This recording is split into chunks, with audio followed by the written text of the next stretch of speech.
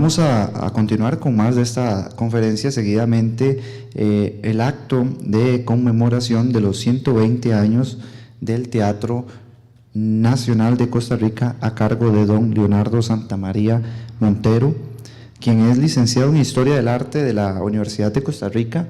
Trabaja como investigador de fuentes primarias y secundarias del arte para el Museo de Arte Costarricense. Ha participado además en diversos proyectos para la búsqueda de información gracias a su amplia trayectoria en la investigación y la docencia de temas relacionados con el arte, la cultura y el teatro costarricense. Es profesor en la Escuela de Arte, Comunicación y Diseño de la Universidad de Ciencias y el Arte de Costa Rica y ha sido partícipe de numerosas conferencias y ponencias de interés nacional, tanto dentro como fuera del país. Don Leonardo Santamaría, bienvenido. Gracias.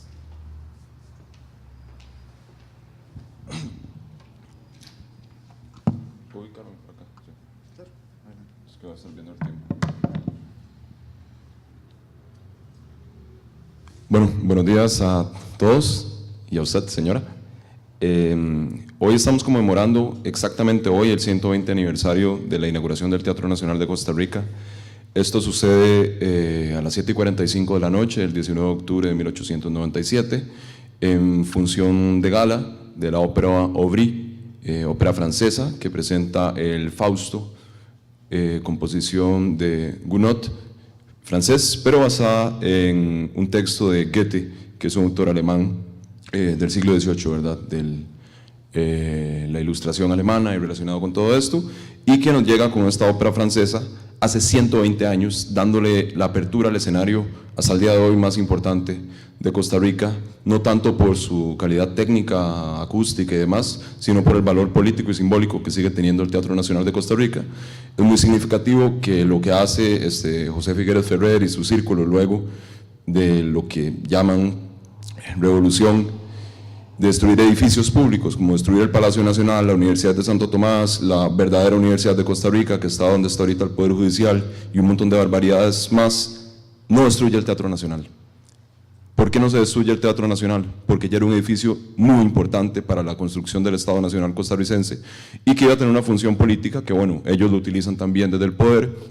Podemos recordar lo que hace Luis Alberto Monge en los 80s con la supuesta paz que hace, ¿verdad? Hace una fiesta en el Teatro Nacional cuando más bien está apoyando a todo lo que estaba sucediendo con el sandinismo, ¿verdad?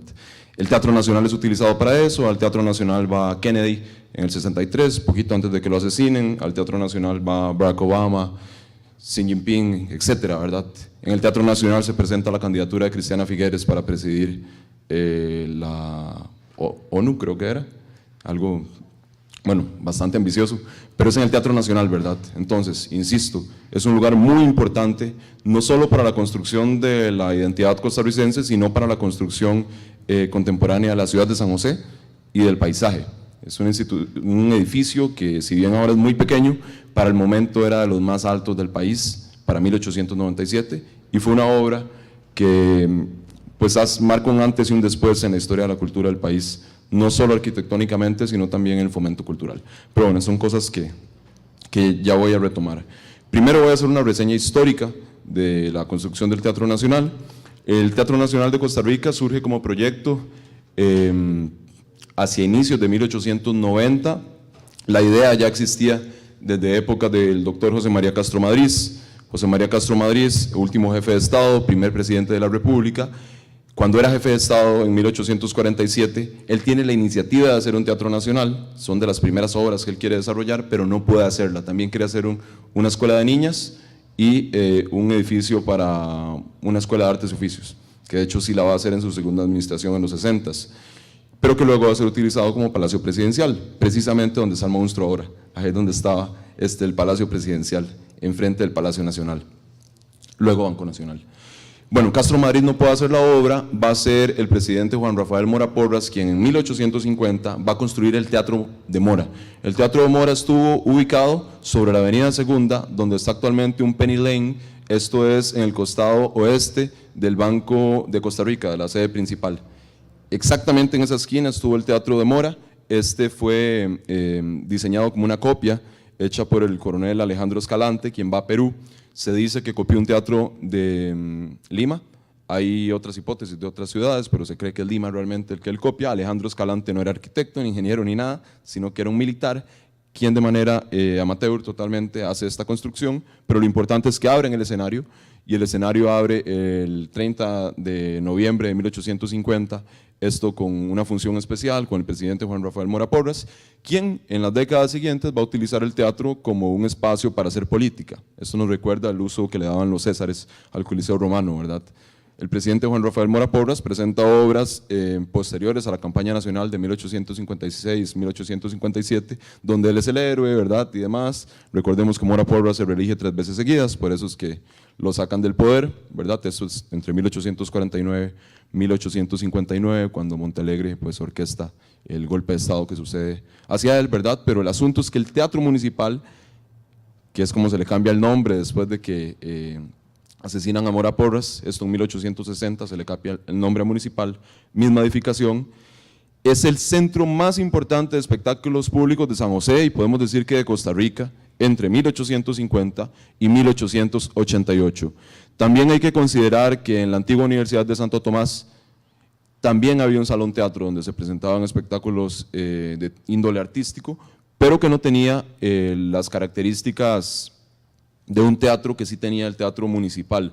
Sin embargo, el teatro municipal era bastante modesto y la alta sociedad josefina, entiéndase la burguesía costarricense, los militares y principalmente los comerciantes, no sentían que el teatro municipal estuviera al nivel de su cultura y de su progreso intelectual, ¿verdad? Pero era lo que había. Entonces, el teatro municipal es este centro tan importante que es destruido precisamente por un terremoto, el terremoto de Fraijanes de diciembre de 1888, que deja totalmente inhabilitado el teatro municipal, y una vez que se destruye este teatro, las élites costarricenses quedan sin ese espacio tan importante, no solo para la función política que les decía que tenía el teatro, sino también para los espacios de sociabilidad burguesa que eran tan importantes para las élites gobernantes, porque ir al teatro no era solo ir a ver operetas y zarzuelas, que era lo que les gustaba más, principalmente españolas e italianas, sino también era un lugar para verse, para ser visto. Era donde iba la alta sociedad costarricense, y si revisamos los periódicos y las revistas ilustradas de las décadas del 60, 70, principalmente en los 70s y 80s del siglo XIX, veremos que hay crónicas continuas de que llegó fulano de tal con sultano, que llegó el presidente, que llegó el ministro, que llegaron con su estado mayor, etcétera, ¿verdad? Entonces ya era una necesidad que tenían estos grupos gobernantes y asimismo las clases populares, quienes también asistían al teatro municipal. Había una galería como con rejas, ¿verdad? Hay unas crónicas de la época que decían que parecían como animales en jaulas, porque era un poco artesanal, ¿verdad? El teatro municipal, solo conocemos una fotografía que es del escenario y que, bueno, no la traje, pero la pueden encontrar en el libro de Historia de la Arquitectura de Costa Rica, publicación de Museos del Banco Central de 1998. Ahí está esa fotografía. También está en Teatro Público de Estado, Patricia Fumero, libro de 1996, donde pueden encontrar esa foto. No conocemos la fachada, solo se sabe que tenía un frontón griego, que eso no dice mucho, ¿verdad? Pero es un tímpano común. Bueno, como sea, en 1888 se destruye el edificio y ahora sí se piensa en hacer un teatro nacional otra vez. Esta era una idea que el general Tomás Guardia, ya en funciones como dictador de la República, en 1878 decreta construir un teatro nacional, esto en la Plaza de la Estación, o sea, por acá, donde está el Monumento Nacional, donde está el Parque Nacional, se conocía como Plaza de la Estación, y con plano del arquitecto francés Gustavo Casalini, Guardia decreta construirlo allí. Es interesante que Guardia vivía donde está ahorita el poder, el Tribunal Supremo de Elecciones, entonces el teatro iba a estar como frente a su casa, y es algo, bueno, que nos habla mucho del modelo de gestión dictatorial que tuvo Guardia, en el cual hacer un teatro era una obra muy importante por todas las nociones de progreso y desarrollo que también vemos, por ejemplo, en el Porfiriato de México, que es de la misma época y que también es dentro de un sistema autoritario en el cual este tipo de obras dan la idea del progreso de la nación, de la grandeza, de la riqueza del país y demás, y por eso son tan importantes para el Estado costarricense liberal. Guardia no puede hacer el proyecto porque está el ferrocarril, que es una obra mucho más cara y mucho más complicada durante ese periodo también, y el proyecto no sucede. En 1885, el presidente interino Bernardo Soto Alfaro va a apoyar una iniciativa ciudadana de personas del Club Internacional de Costa Rica, la asociación burguesa más importante del país, quienes querían remodelar el Teatro Municipal. Esto es 3 años antes de su destrucción.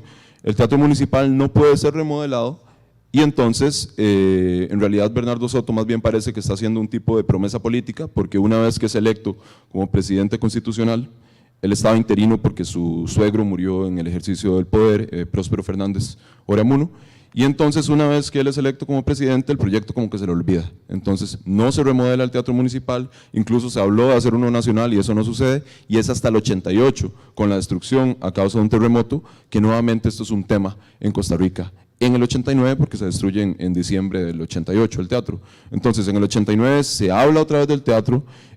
Francesco Durini Basali, un arquitecto, escultor y comerciante suizo-italiano, presenta un plano junto con Enrico Invernicio Olivieri, quien era un ingeniero milanés, perdón. Este plano lo remiten hacia mayo del 89, de ese plano solo sabemos que era de estilo Renacimiento, a la Dirección General de Obras Públicas. El plano es considerado, Ascensión Esquivel estaba haciendo política en ese momento, querían elegirlo de manera antidemocrática, parecido como fue con Bernardo Soto, como imponiéndolo como presidente interino, también, que era una práctica muy común de la época, ¿verdad? Y por esa situación con Esquivel, más bien el tema del teatro se va de la palestra editorial porque la lucha más bien es política, y es cuando empieza la campaña presidencial entre Ascensión Esquivel por el oficialismo y por otro lado el licenciado José Joaquín Rodríguez Celedón, presidente del Poder Judicial, quien asume la candidatura del Partido Constitucional Democrático, teniendo como a jefe de campaña, se le podría llamar, a Rafael Iglesias Castro, quien luego va a ser su yerno y quien luego va a asumir la presidencia de la República en 1894. Entonces, Rodríguez Celedón gana la presidencia de la República en las elecciones de noviembre del 89, bastante convulsas, las que han sido llamadas como el origen de la democracia costarricense. Eso se habló mucho en el 89 del siglo pasado, 1989. Y en esta coyuntura gana Rodríguez Celedón con una inmensa mayoría. Él, digamos que era un presidente o un candidato de tipo conservador. La Iglesia Católica le ayuda a ganar estas elecciones diciendo que Esquivel era masón, que iba a cerrar las iglesias, que les iba a convertir establos, ¿verdad? Una serie de mentiras que suceden mucho en campaña política, eso lo vamos a ver en estos días. Y en ese sentido es hasta el 90, una vez que ya tenemos al presidente Rodríguez, cuando se puede hablar nuevamente del Teatro Nacional. El 89, como les digo, estuvo muy convulso por la política costarricense, y es en el 90 que una asociación de comerciantes y agricultores, un ingeniero, hay maestros de obras también, presentan una petición, la cual debería ser entendida más bien como una propuesta. Porque lo que encontramos en esta petición que se presenta el 1 de marzo de 1890 a Carlos Durán, quien era presidente interino, más bien es una propuesta de gremios quienes se están ofreciendo al presidente interino de la República y a los poderes del Estado el construir un teatro nacional. Porque estos comerciantes, ya haciendo una revisión exhaustiva de las fuentes, hemos determinado, yo y otros investigadores, que estas personas que hacen la propuesta son las mismas que van a ser contratadas para compra de materiales durante la construcción del Teatro Nacional. Y es que ellos son los proveedores que puedan llevar arena, piedras, clavos, ajá, sí, y sin licitaciones, muchos de ellos, ¿verdad? Y el asunto de las licitaciones se discutió un montón también en la época, porque había un reglamento de obras públicas del 89, en el cual toda obra superior a 500 pesos debía ir a licitación.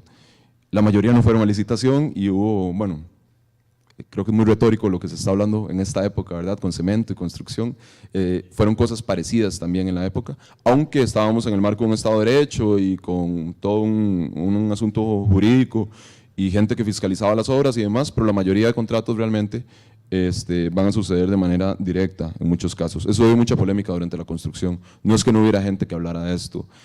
Entonces, bueno, las obras van a iniciar hasta enero de 1891, esto una vez que la junta encargada de la obra, que es una junta de ciudadanos, de la cual solamente uno era ingeniero, el ingeniero Ángel Miguel Velázquez, mexicano, que estaba aquí desde la década del 60. Los demás eran Manuel Luján Tejada, un comerciante mexicano, al principio estaba Wilhelm Steinfurt, que era un comerciante alemán, luego estaba también el doctor Martín Bonnefil, que era de ascendencia francesa, médico, también estaba Mariano Montalegre, hijo, y etcétera. Principalmente eran comerciantes, no eran personas que estuvieran relacionadas con la construcción ni nada por el estilo, solo Velázquez, Ángel Miguel Velázquez al principio, y ellos son los que van a fiscalizar el diseño de los primeros planos del Teatro Nacional. Estos planos son aprobados el 7 de octubre de 1890, hace poco se cumplieron 127 años de eso, hace como 15 días, y estos planos luego van a tener modificaciones entre octubre de 1890 y enero de 1891. Para enero de 1891 se hace el trazado del edificio, esto es como la forma en la cual va a empezar a socavarse los cimientos de la obra. La obra inicia en enero del 81 y se va a extender hasta más allá de octubre de 1897, porque el teatro fue inaugurado sin concluir algunas cosas. Por ejemplo, había pinturas que no habían sido terminadas por el pintor italiano Paolo Serra. Él no las había terminado. El teatro realmente llega a estar totalmente completo hasta 1898 en realidad.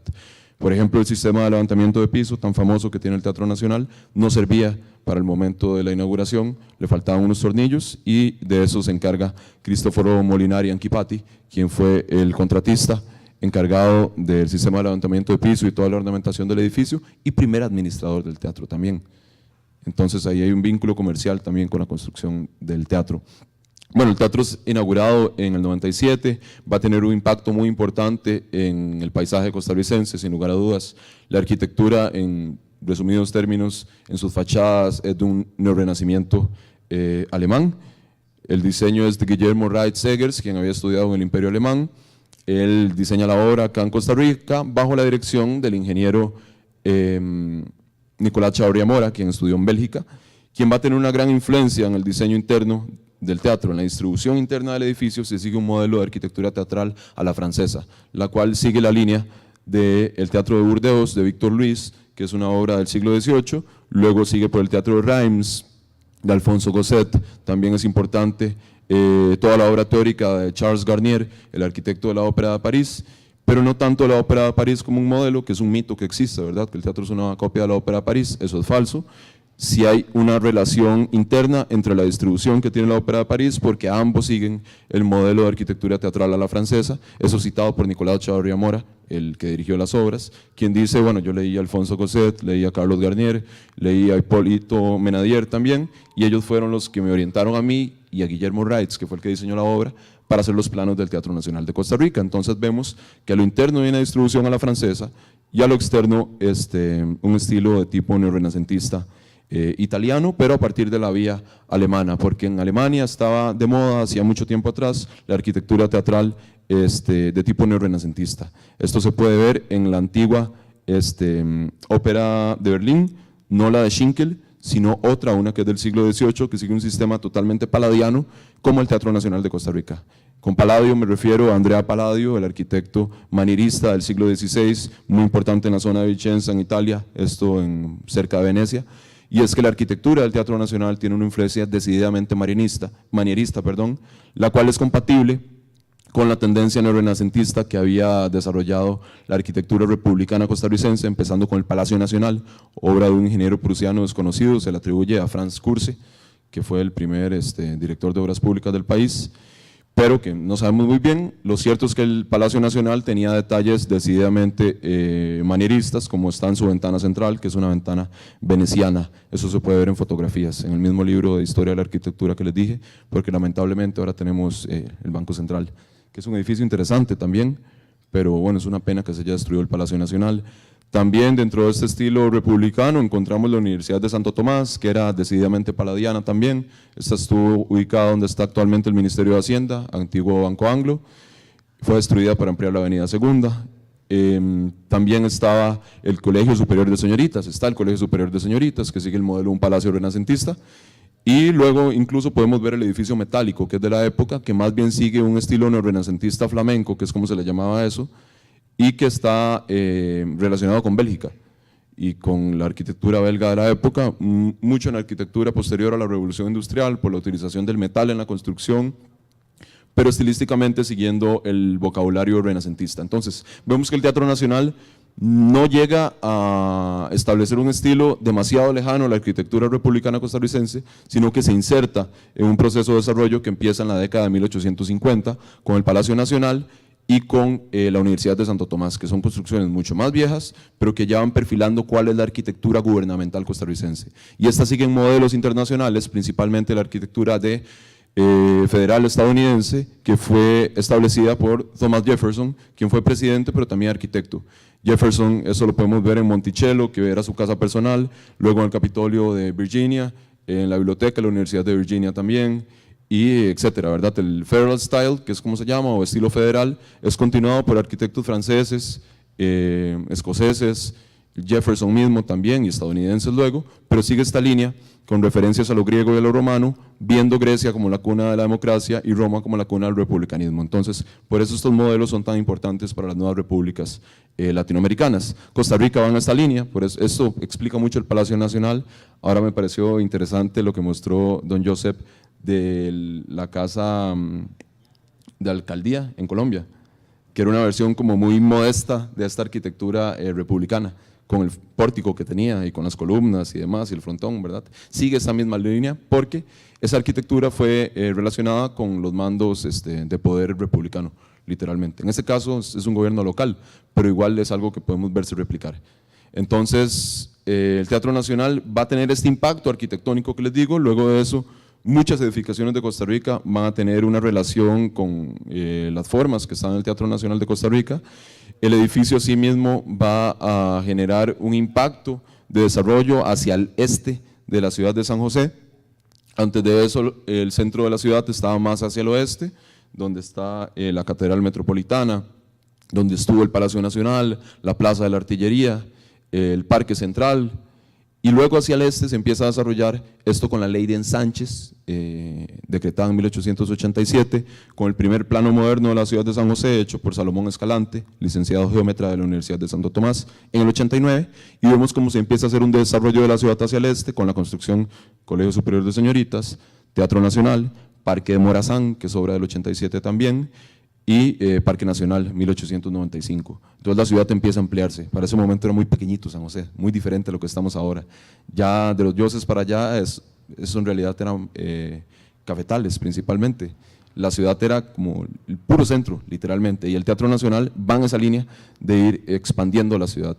Asimismo, el teatro conecta por parte de la Avenida Central estos dos puntos. Ese lado de la Avenida Central se conocía en la época como la Avenida Central Este, y por el lado del Palacio Nacional, la Avenida Central Oeste. Vemos que el Teatro Nacional sigue este esqueleto urbano que se trató de desarrollar, pero que lamentablemente no es aplicado de manera sistemática, como podrían ver ustedes en investigaciones de Florencia Quesada Bendaño, historiadora costarricense, quien ha desarrollado este tema hasta los niveles más eruditos en su tesis doctoral, la modernización entre cafetales, que es el desarrollo de Costa Rica entre 1880 y más o menos 1930. Ella ve cómo se hacen todas esas políticas de desarrollo urbano y demás, y bueno, el Teatro Nacional lo podemos ver como parte de esto. Entonces vemos como el Teatro Nacional nos habla de muchas cosas más. El Teatro Nacional también nos habla de la construcción de la identidad nacional, que es distinta a la actual. Estamos en unos gobiernos de esta época que son de corte totalmente militarista.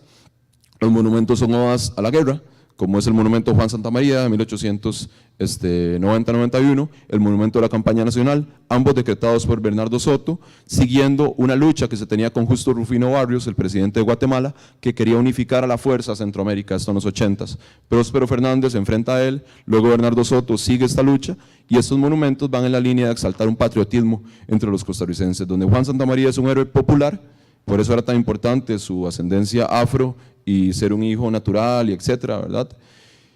Y aparte de eso fue utilizado en Alajuela entre sistemas de gremios para alentar el patriotismo entre las clases obreras, ¿verdad? Juan Santamaría iba en una ruta de este tipo, y el Monumento Nacional también construye el patriotismo. Esto en esta época de los 90s, que es cuando se inauguran los monumentos. El Teatro Nacional sigue en esa ruta también, porque en el Teatro Nacional vemos alegorías a la República. Dentro del Teatro Nacional, en el Café, por ejemplo, en el palco presidencial y en el antiguo telón de Boca, vemos representaciones de la República de Costa Rica, que es una mujer que sostiene una bandera, que tiene un gorro frigio, muy parecida a la que está en el Monumento Nacional, la obra de Luis Carrer Vélez, que pueden verla ahí. Y vemos cómo el Teatro Nacional está avivando este nacionalismo republicano costarricense, que sigue muchos modelos europeos, pero que para este momento hay que entender que era visto esta cultura europea como universal. es un pensamiento totalmente positivista, es una noción de progreso, en el cual nosotros, antes de la llegada de los europeos, éramos un pueblo atrasado. Esa es la visión de esa época, ¿verdad? Es pensar que los europeos eran los pueblos más cultos y en ese sentido debían ser los que debían ser seguidos. Y no solo los europeos, también los Estados Unidos de América. Eran como estos modelos a seguir. Y asimismo Costa Rica, a partir de sus gobernantes como Castro Madrid, Nazario Toledo, Gallegos, van a estar dentro de las ideas de la Ilustración francesa y van a creer en el poder de las luces. Van a creer en el poder de las luces desde la Universidad de Santo Tomás también, y van a ver al arte como esto que va a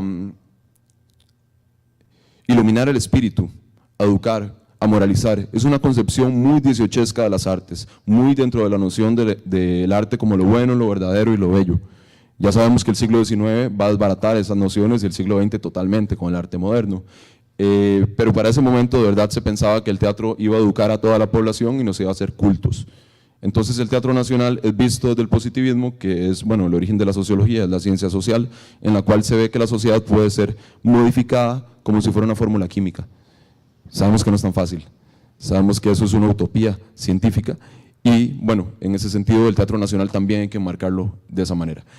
Para concluir, vemos que el Teatro Nacional tiene toda esta dimensión para la época, pero asimismo, insisto que es el centro cultural de Costa Rica durante muchos años. El Teatro Nacional también se va a convertir en el modelo en el cual se tiene que estar en contra. Esto pasa con los movimientos de vanguardia de los 30s y 40s. El Teatro Nacional representa eso que no queremos. Aún así, el Teatro Nacional apoya la vanguardia. En el Teatro Nacional son las exposiciones de artes plásticas, donde Amiguetti, Zúñiga, Teodorico Quirós, Manuel de la Cruz van a presentar sus propuestas postimpresionistas, cubistas y bastante vanguardistas para la época de Costa Rica. Y asimismo allí van a haber presentaciones muy interesantes de obras dramáticas y artísticas de los 40s con Margarita Esquivel, Margarita Bertó y otros creadores que van a revolucionar las artes y las letras en Costa Rica. Y el Teatro Nacional hay que verlo de esa manera también y son cosas que conmemoramos el día de hoy. Muchas gracias por la invitación a todos, a don Joseph. Y finalmente los invito y espero que puedan asistir a las actividades que hay esta semana en el Teatro Nacional. Hoy se presenta la obra Battlefield. Mañana la Sinfónica de la Universidad de Costa Rica, el sábado hay una presentación de arte japonés y el domingo hay una fiesta con las marchas de Costa Rica. Asimismo va a haber una exposición en el Museo de Arte Costarricense que inaugura hoy, pero tienen tiempo como hasta enero de este año. Yo me encargué de la curaduría, donde presento los primeros planos del Teatro Nacional y se reconstruye ese primer diseño que es distinto al actual. Entonces, bueno, quedan invitados todos, muchas gracias y éxitos en este congreso, espero que sea el primero de muchos más. Gracias.